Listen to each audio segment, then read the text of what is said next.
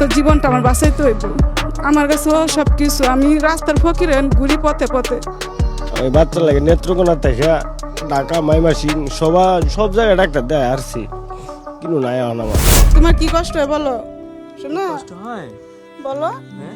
রাতে ঘুমাতে পারো না? ঘুম আসে না? না। অনেক কষ্ট হয় তোমার না? আমরা দেখতে পাচ্ছি যে ওর গায়ে অসংখ্য দাগ এবং বড় একটা অংশ কেমন ফুলে আছে এবং অন্যরকম হয়ে গেছে। পাতলা ছিল, এখন দিনে দিন ফুলতাছে, বড় হইতাছে। কত বছর বয়স থেকে এটা? এটা জন্ম নিয়ে আসছি মার গর্ভে থেকে।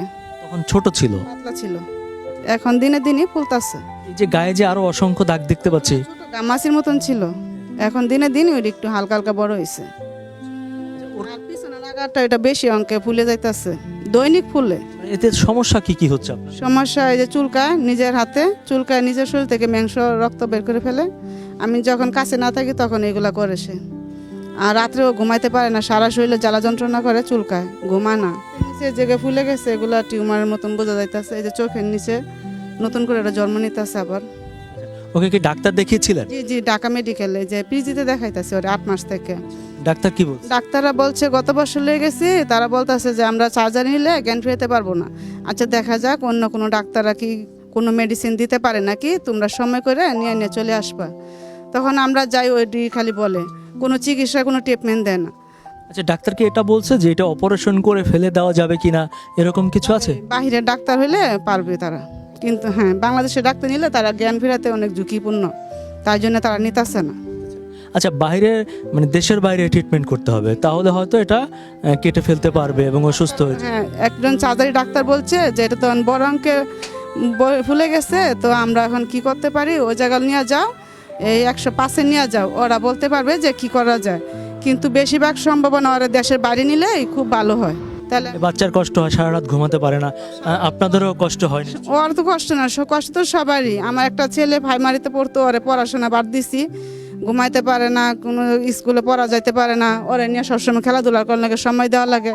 একটা মেয়ে ওরে স্কুলে মহিলা মাদ্রাসায় ভর্তি করছে, ওরে পড়াই না। সবারই কষ্ট, ওর বাবারও কষ্ট, আমাদেরও কষ্ট। সংসারে যা কিছু ছিল সবই ওর জন্য বিক্রি করে, চিকিৎসার জন্য দৌড়াদৌড়ি করে, কিছুই নাই আমার। এখন আমি ঢাকা আসছি, আমি রাস্তায় রাস্তায় ঘুরি, ওরে লই আমি কি করব। ওরা তো জীবনটা আমার বাঁচাইতে হইব। আমার কাছে সব কিছু, আমি রাস্তার ফকিরে ঘুরি পথে পথে।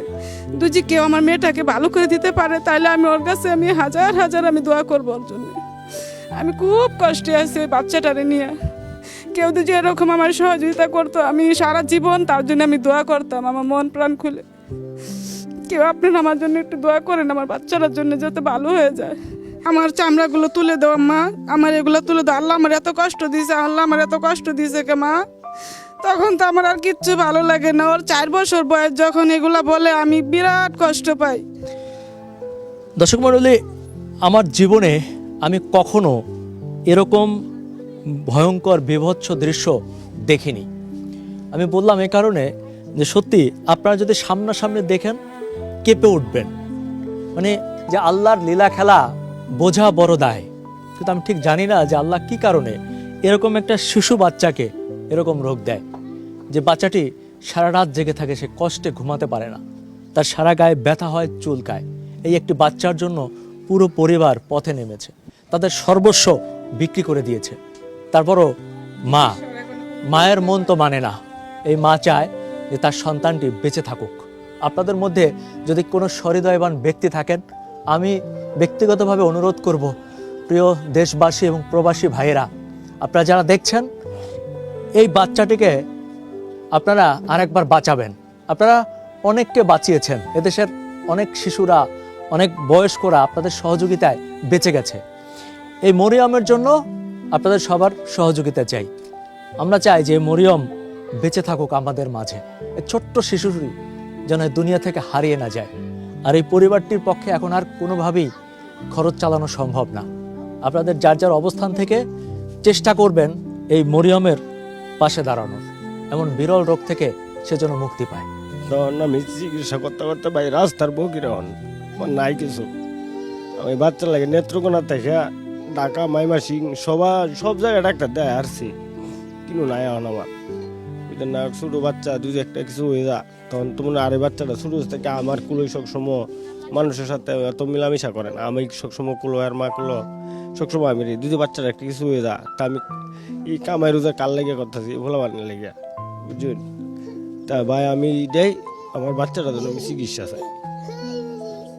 বাবে এক বাঙালি দোকানে থাকে, মা কাম করতে পারে না, বাচ্চা নিয়ে নিয়ে বয়ে থাকে, মাসের অনুযায়ী হাত বাড়া 10 টাকা 20 টাকা করে রিক্কে দিয়ে দিন চলে। ছোট মানুষ তো বলতে পারে না, অনেক কান্নাকাটি করে, অনেক কষ্ট হয় আর মা